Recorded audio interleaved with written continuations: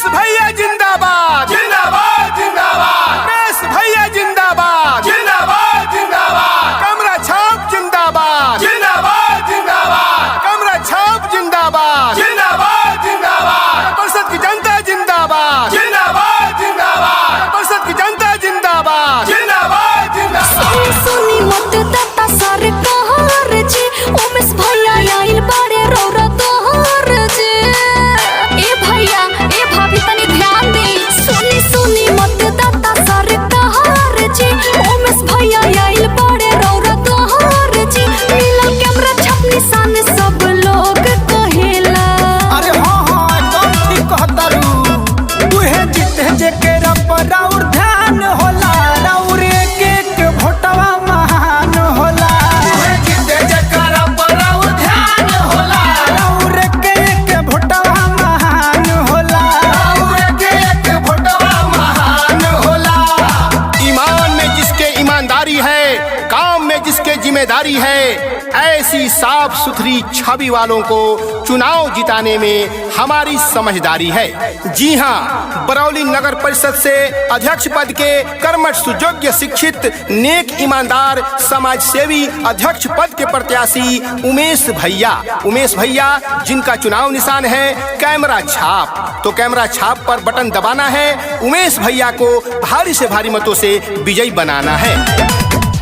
तो बाचा पूरा क्षेत्र कई कहता रे उमेश भैया सब प्रत्याशी लो में अच्छा बाड़े।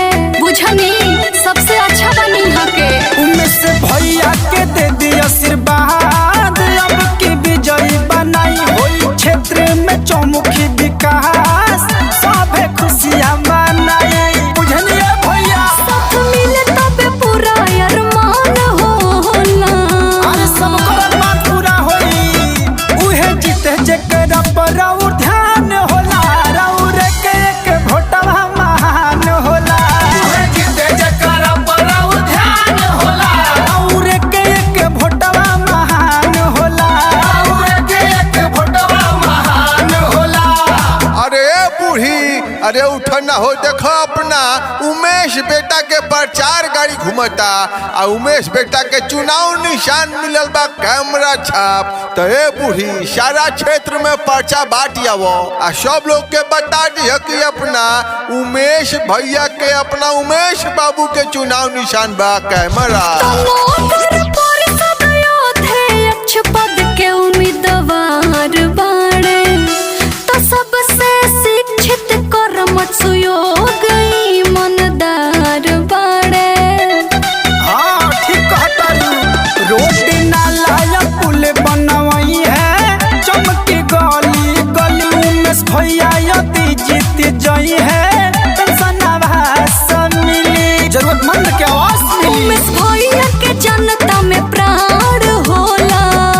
अरे ठीक कहतारू। उहे जीते जेकरा पर